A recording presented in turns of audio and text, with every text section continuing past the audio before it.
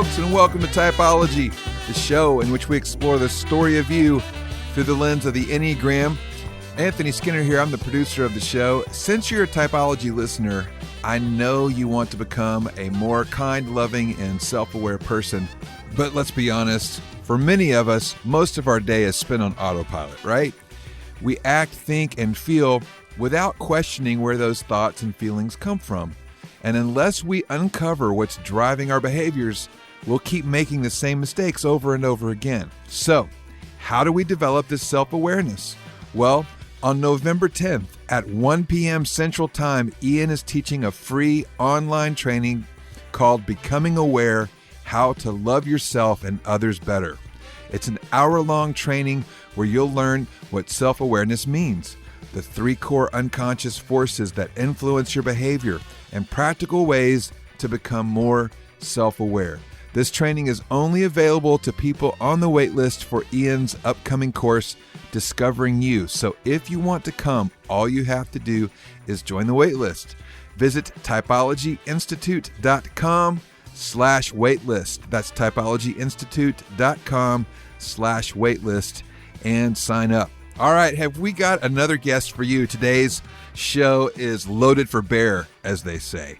We have Kayla Craig. She's a former journalist. She is a writer. She co-founded the Upside Down podcast, and she is the producer for the Sacred Ordinary Days podcast. She has a brand new book that we'll get into called To Light Their Way. It's a collection of over 100 liturgies that she has created. She's an Enneagram 8 with a hardcore 7-wing. Lots of fun today. I know you're going to enjoy this podcast. I'm so glad that you're here. That's it for me, Anthony Skinner. And without any further ado, here is the host of our show, Ian Cron.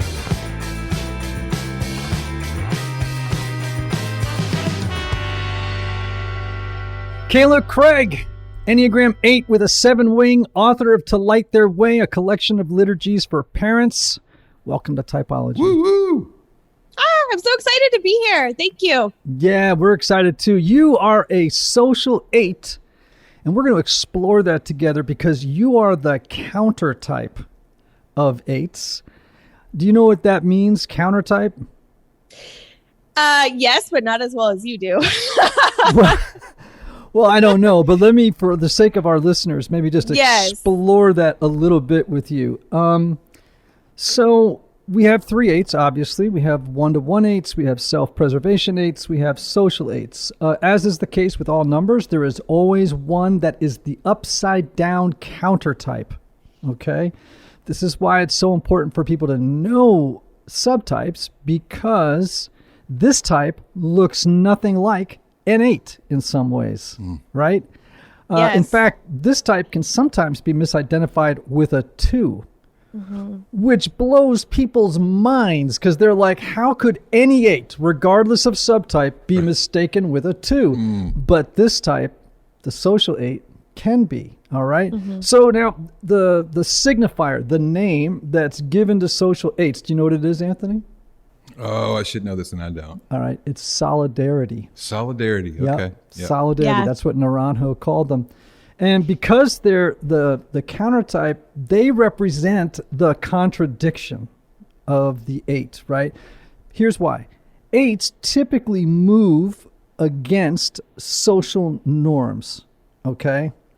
But the social 8 is also oriented toward protection and nurturing and loyalty. Right? Those are big themes for the social 8, right? So the way that they express lust and aggression is in service to other people. Okay? Now, the self-preservation 8, just for everyone's information, is the iconic 8. It's the 8 that everybody thinks of, right, when they think of 8s. And so when you describe the social 8, they're like, huh? Really? There's an 8 like that? Right. You know what I mean? And Yes. later on, maybe just a little teaser here, we're going to talk about the 1-to-1 8 because it plays into today's podcast. Yes, it does. It does indeed. So social 8s are actually very sensitive to feeling out situations in which people are being oppressed or exploited or marginalized by others who hold more power. Right? You're nodding your head. Does this sound I'm like nodding like I can't do it enough. Yes. That's Okay. me. That's 100% me. And So this makes sense because a lot of your friends say you can't be an 8 because you look like nothing like an Yes. 8 that I know. Yes. Yeah. So they're like, well, this person is an 8 and you don't have the same personality as this person. So there's Right. no way. And then it gets in your head because then I start thinking, Right. am I? And Right. that's what subtypes really help with, right? Mhm. Which is accounting for why people of the same type can look so very different, Yep. right? Yes. So when Yes. people are having trouble identifying their type, sometimes I go look at the subtypes. Because there you're going to get a nuanced picture of the different expressions of possibly your particular type. So this 8 tends to be more laid back, tends to be a little bit less angry or less explosive with anger, right? It's not as sparky, it doesn't come up super Right. fast for this type. And they tend to rebel in ways that aren't as obvious as it is in the case of self-pres 8s. Hey, let's talk about that because she just smiled. Yeah, let's talk as about soon it. as you said Go for that. it, Kayla. I'm talking too much, but I'm just trying to lay the groundwork here. I love it. I love it. I like to think that I'm like quietly subversive. Yes. And really like in my solidarity with others. So in my writing, in my life, even, it's like I have that quiet subversiveness where I might not like, fight you at the dinner table, but I am going to be working in the background to take the whole system down. I love that. We will never have Kayla over for dinner. It would be so easy to take my system down. Well, wait a minute. Where'd Kayla go? Hide the china. I'm so seen my right gosh. That is so funny. Hey, I have a question for you. Do you collect things? now. Do I collect things? Yes. Well, I am like a major thrifter. So I love collecting old things. I love Mhm. going to estate sales and garage sales. I recently moved in I convinced my husband to move into a 110-year-old former convent in our hometown. Ooh, I And love now I'm filling it with stuff. No way. That's cool. that. Are you getting like cool religious antique stuff? You know what I mean? Like Yeah, old- I'm looking because the Sisters of man. Mercy used to live here, and I want to like pay homage to that. Like I love that kind of what they stood for, and I hope to express that hospitality and that care inside the walls now that our wild and rambunctious family lives here. It was interesting because I had already noticed that your dress looks kind of vintage. Plus, you have that little thing in the background that looks like old what Card is it? catalog. Yeah, card catalogs. Yeah. Yeah, I took that from an old church. Yeah. without asking. Oh, they weren't using it anymore. She left the Lord's Supper. Oh my gosh. We needed more sleep last night. This has already gone off the wheels. Where's Kayla? Where's the card catalog? She went to the local library, and the next thing you know, there's no card catalog. It's that quiet subversiveness. I Like know. I'm gonna Yes. smile and In action. Yeah. Well, the reason I Yeah. ask is because, these folks lust for projects and they love collecting things. Wow. It's a very common characteristic of social 8s. That's interesting. Yeah, that's an actual. I'm not making it up. That's Yeah. legit. It's for real. They love the group. They love the power that a group offers, and they may have trouble in individual relationships. Oh, come on, downer, womp womp. We'll come back then. I know. Okay, and of course, like I think other 8s, though, you tend to have a blind spot around your own needs, right? You Yes. tend to focus on the needs of others, and oftentimes 8s will project their own needs onto other people and then take care of their own needs by taking care of the other. She's laughing. That's too Yeah. real. Yes, Wow. that hits. That hits in a real way. Hey everybody, one of the lessons I've learned over the years is that not everybody benefits from a traditional 50-minute counseling session. And this is why some people can go to couples therapy or personal counseling for a long time and never really get anywhere. This is why I'm such a believer of intensive counseling and my friends at Restoring the Soul in Colorado, created by my longtime friend Michael Cusick to help couples or individuals experience deep change in half-day blocks over 1 or 2 weeks. Now listen, if you can't wait months or years to get to the bottom of an issue or to experience breakthrough, you need to get in touch with my friend Michael and his extraordinary team of counselors at Restoring the Soul. If you're looking to get out of the rut you're in, but can't wait months or years, call Restoring the Soul today for a free consultation with Michael's staff. Call 303-932-9777 and learn how their intensive counseling process can help you.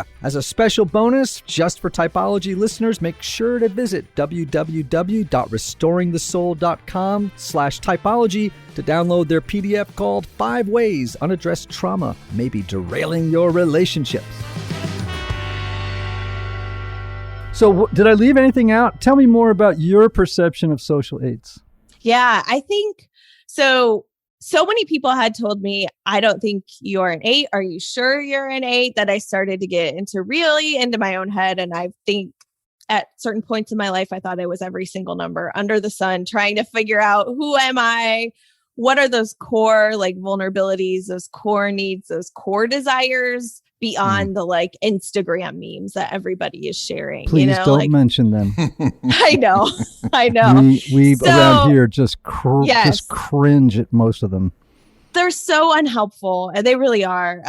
So anyway, I started reading Beatrice Chestnut's work, trying to dive deeper and deeper into that. And when I read about the subtypes and I read about the social and specifically how that affects females, it was like a light bulb moment. Wow. Like, there it is. That is me. And she talked about how, we can make ourselves big when we need to. And we stand up and stand with somebody who does not have the power, who is marginalized, who is oppressed. But then there was an interview with a woman, and it was like, she goes into a room and she shuts the door and she cries. Cause it's like, I don't like doing that. I will do it, because if I don't do it and I'm not seeing anybody else do it, what's going to happen? But I still feel things super deeply, have a lot of emotion. And I'm not looking to just fight to have a fight. I'm looking to do what needs to be done to stand up for somebody. That comes out a lot in my mothering too. And what you said about that nurturing aspect, but then also giving somebody what you need, I think hits really close to my heart. Which is interesting too, because when you describe that social 8, it also sounds like an 8 moving to 2 in security, right? Doesn't a 2 do some of that? Yeah, they do. And oftentimes social 8s get confused with 2s. Yeah.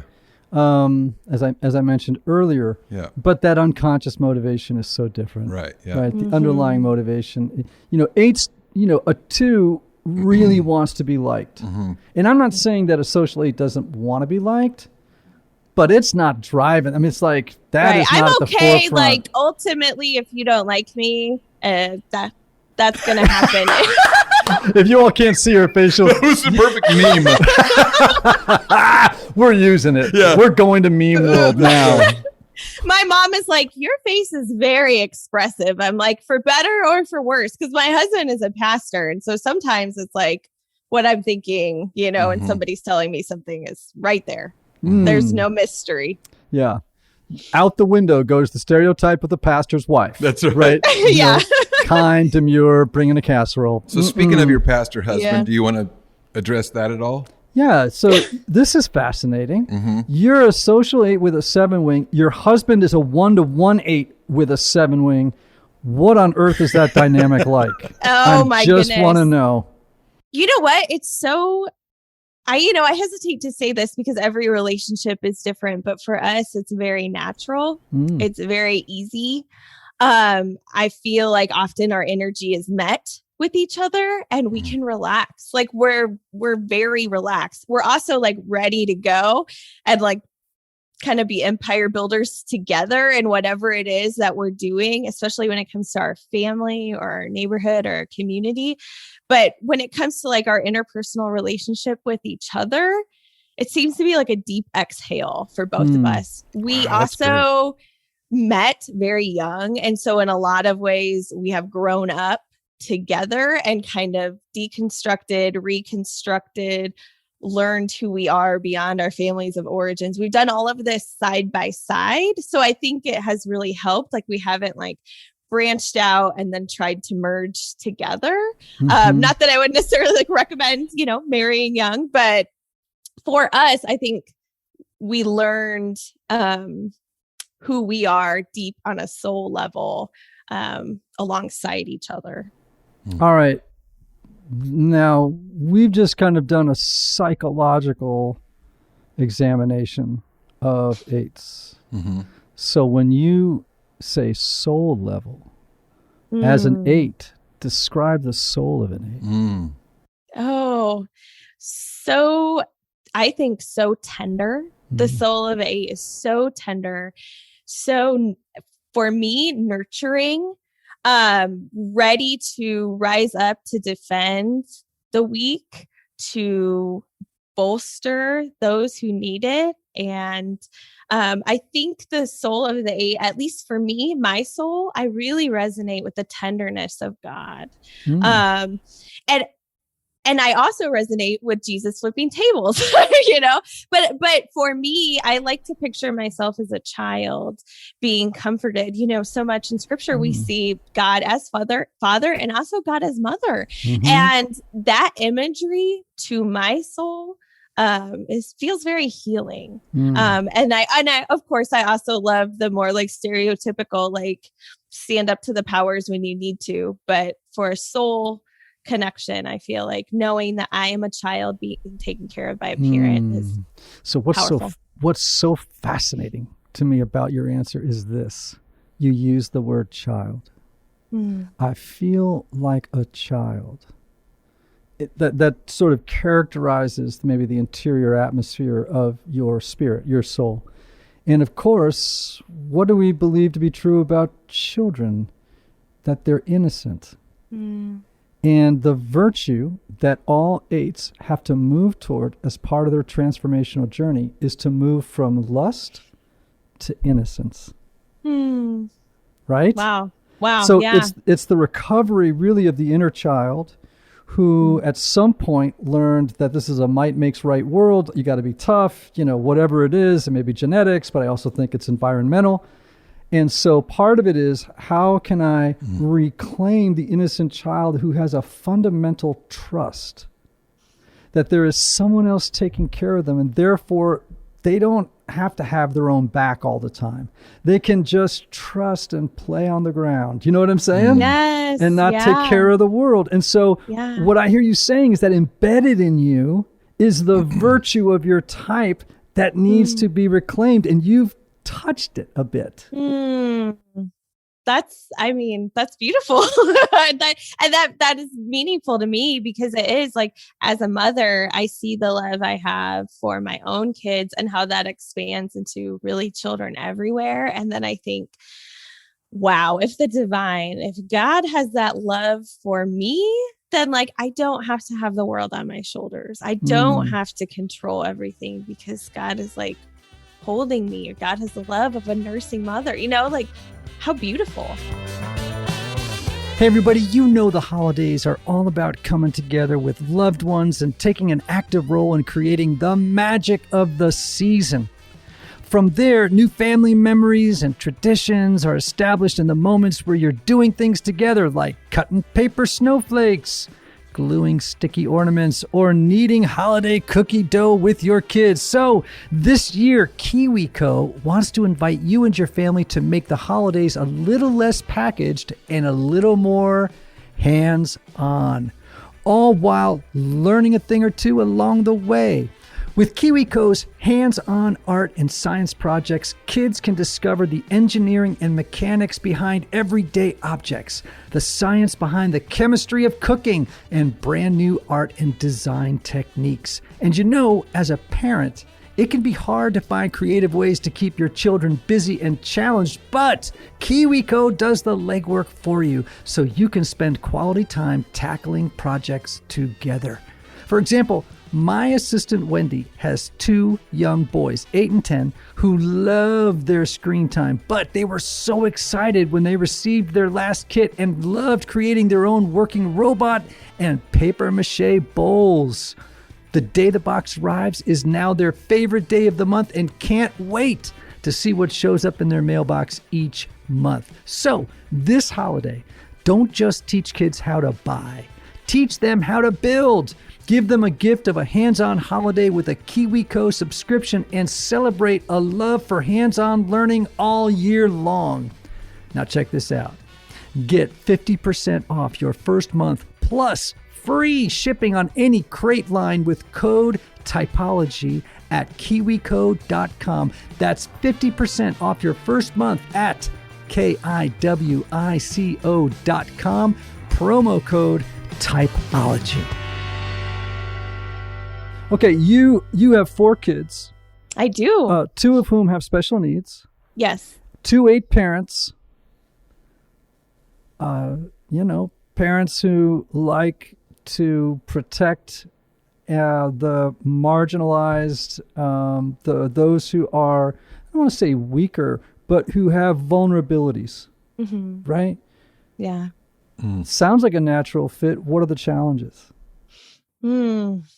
I mean, the challenges are one, I never want to center myself as the hero. You know, a lot of times there's an adoption narrative where it's like, oh, well, your kid is so lucky, or like, good for you. And it's more like, well, this is a lot of trauma that this child is holding. And like, we are really fortunate to be together. And like, I am blessed to be a parent, in this way.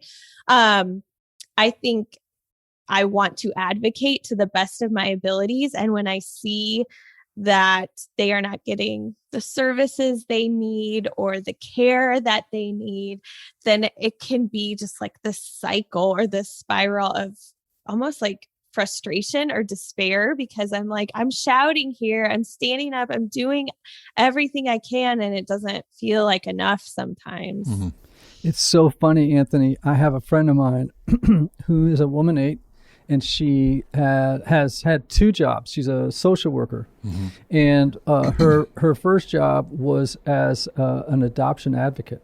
Oh wow! In the foster care system. Wow. So she would do things like, she would have to go she would go with the police to a house where, maybe there's 2 drug addicted parents or there's violence, and she would go with the police to get the kids. Wow. Okay. And she's a social 8. Then she moved on to be an advocate in the court system for people who, were being underserved in the legal system, right? And one of the things that she would do, I mean, it's just fascinating to me, right, is she would track cases to see if minorities, people of color, were being given the same sentences for exact crimes that whites were. Wow. And then literally would report the results to a central office that would then hold the legal system accountable for what it was doing, right? So there's the advocacy piece that you're talking about. I mean, and God, God forbid a principal, a school system, or somebody is not doing what they're supposed to do. Right? Yep. Oh, yeah. They might lose more than a card catalog. That's right. They're gonna find they're gonna find the lunchroom missing. There's gonna be a lot missing. All right, you've got this new book, To Light Their Way, a collection of liturgies for parents. Oh, another collection for the social 8, right? All right, now. Yeah. So here's the deal. I'm an Episcopal priest, so liturgics, liturgy, And I was raised Roman Catholic. So liturgy has always played a tremendously important part of my life. You're a Presbyterian, am I right? Or yeah, so I grew up Presbyterian. Okay. I've been across the board denominationally, which I think has helped for me. You know, it's like that collection piece of collecting these different threads of expressions of faith and finding what I resonate with in the body of Christ. I can't wait to read this book. Yeah, man. So here's a question: how on earth did you get interested in liturgy if you don't come from a high church tradition like Catholicism or Eastern Orthodoxy or Episcopalianism? How did you end up interested? Well, I think I started being drawn to this idea of a written prayer, the prayer of another, when my daughter, who has a lot of special needs and medical needs, was really sick. And, there I am advocating. I mean, I was in the hallway in the PICU. I would go to the rounds when the doctors and the nurses and the pharmacists make their rounds. I would go too. And I was like spending the night in the hospital to the point that they thought I was hospital staff. But anyway, I mean, she was very, very sick and very much in that thin space of life and death and on machines. And I was just exhausted. Like, I didn't know what to pray. I honestly didn't know if my prayers mattered at that point, if God heard them. We had so many people saying, we're praying for you, we're praying for her. And all I could think of was like, but you weren't here when she coded. You weren't here when we almost lost her. Like, where was God then? Where is God in all of these other rooms when nobody knows, what's going to happen? And I got a very small book of prayers. And that felt like a lifeline offered to me of like, you don't have the words to pray, take mine. And so coming through that experience and still wrestling very much with my own prayer of why hasn't God answered my prayer about her walking? Why hasn't God answered my prayer about her being able to talk? Being able to hold on to something very tangible and knowing that somebody else has prayed this prayer, somebody else has walked through the fire and might still be walking through the fire. And yet there is that little glimmer of hope, that little seed that's like, God really is who God says God is enough for me. And so as I've been praying for my own kids, trying to pray for them to love God and love their neighbor as themselves, right? So it's like praying for them to love God, praying for them to love neighbor, and praying that they would love themselves means so much to me. And so I thought, well, maybe I will start. I'm a writer. My background is in journalism. And I thought maybe I will process my own prayers and offer them up. And maybe they'll resonate with somebody else. Maybe they'll resonate with other parents who are going through, a variety of other challenging things. So I created just a little Instagram account in early 2020 before we knew what was coming down the pipeline, before we knew the world was about to change. And I was thinking parents are in a hard spot then, let alone now. And other parents seem to say like, hey, me too. Like, I haven't known what to pray for a long time. Like, how do we pray when our child comes home shaking because they went through an active shooter drill? Like, what in the world? How do we even put words to the headlines that we're seeing? So that's just one small part of the book. But yeah, that's a really, really long answer to how I got keyed in. But the thing is that the book, so that people know this, doesn't just address prayer in extreme circumstances. Right. Right. So people don't need to buy this book simply because it's like, yeah, I got so much crap going on. I need a prayer for when what hits the fan.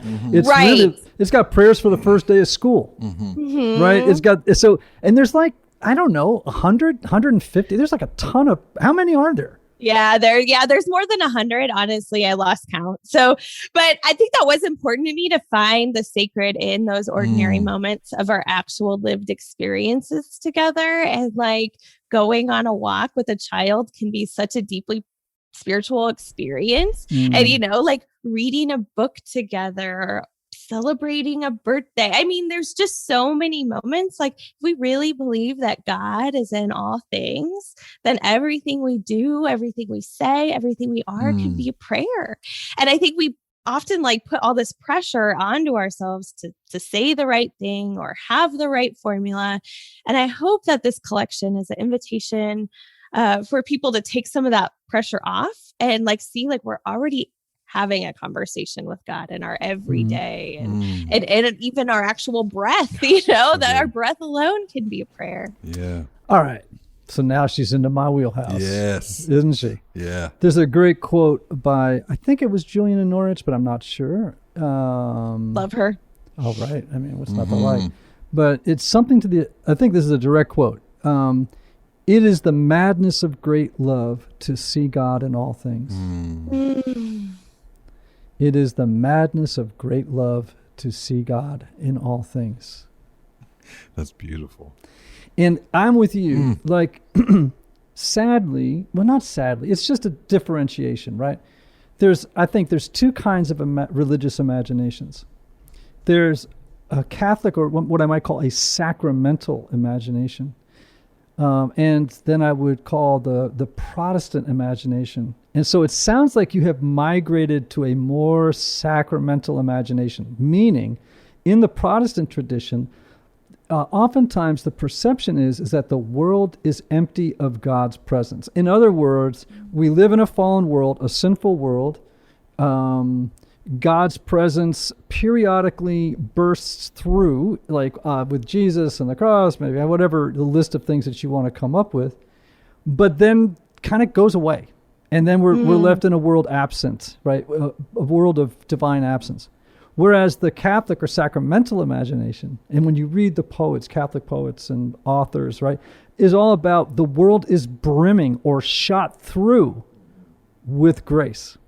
Yes, when I hear that, I get goosebumps. Yeah, I love that. And I think about Walter Brueggemann and his prophetic imagination and this kingdom breaking in right now. And we get to see that. We get to see that in the way, my 3-year-old looks at a rainbow, or like when I see, a neighbor's friend like load up their like shoddy car to drive off to college, and like they're brimming with this new hope and this new beginning. I mean, I really feel like God is all around us. People can get squirrely around me when I say this, but people who are a little bit more conservative or traditional in their viewpoints about theology. But I always say Christianity is an Enlightenment religion. And they are always like, what? And I'm like, we should be praying and moving toward enlightenment. Meaning, if Jesus is the light of the world, and our goal is to be consumed by that light, filled, consumed, then we are essentially moving toward enlightenment. And that enlightenment would be characterized by an increasing, perceptive, palpable awareness of God's presence in every circumstance, person, creature, everything in creation would be a signpost to that far off country. Oh, that's beautiful. I didn't know I was going to get like a whole sermon, but I'm here for it. Oh, is that what it is? Oh, I hate that. Hey, I just pre-ordered To Light Their Way. Right, just now. Yeah, absolutely. Thank you. Yeah. You just moved up the numbers on Amazon. Come on. I can't wait to Amazon read this. bestseller rank. Just to pray touching. this. Yeah, I have 3 children of my own, so I'm looking forward to this. I love that. All right, so in the book you say that if we ache for transformation for our children, we know it starts with us as parents. So how does a mom or dad begin that transformational journey? I think that prayer is inherently very transformational. Like a lot of times I used to think as prayer as like God being this genie in a bottle and very transactional. So it's like an if then type of thing. Like if I just pray enough or if I say the right words, but I've instead started realizing that at least in my own life, prayer is really this conversation and an act of listening. I like to talk. I like to say a lot of words. I like to write a lot of words.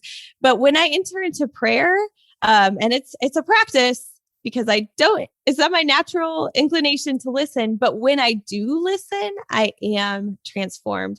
And when I do pray, sometimes I start praying for things that I don't even like know was like on my heart or something I was holding. And so I do think that we are transformed through prayer. And I mean, so many other things, being awake to the world, right? Like if we want our kids to be kind, compassionate, empathetic humans, but we are not kind, compassionate, empathetic humans, that we're not like setting them up. We're not giving them a gift of being a neighbor in the world. Well, I love this. Kayla Craig, author of the remarkable new book, To Light the Way, a collection of liturgies for parents. I want to urge everybody to do as Anthony did. Hop online, go to Amazon, pick yourself up a copy of To Light the Way, a collection of liturgies for parents, and probably uncles and aunts and people who have friends who have children. Buy a bundle and pass them on. Pass them on. Yep. That's what I say. Pass on the light. How do people find you, Kayla? Well, I'm all over the interwebs. So you can go to kaylacraig.com. You can learn more about me there. I do share prayers, breath prayers, and short liturgies on Liturgies for Parents on Instagram. And then I just kind of share my own spiritual journey, reflections on culture and faith and justice at Kayla_Craig on Instagram. And I want to make sure everyone knows how to spell that, Anthony. Yes. It's Kayla Craig, CRAIG.com, and everywhere else she said Kayla Craig. Just remember that that's how it is spelled. My name is Ian Morgan Cron, and I've spent my whole life spelling it after saying it. Immediately. I don't even wait. Yeah. Immediately. Kayla, thanks so much. Preemptive spelling and pronouncement. Oh my gosh. Well, listen, Kayla, thanks so much for being on Typology. This was great. Yeah. This was lovely. Thank you so much. What a great way to spend our afternoon. Absolutely. Right? Yep. Everybody in Typology land, thanks so much for listening. Remember these words. May you have love. May you have joy. May you have peace. May you have healing. May you have rest. Until next time.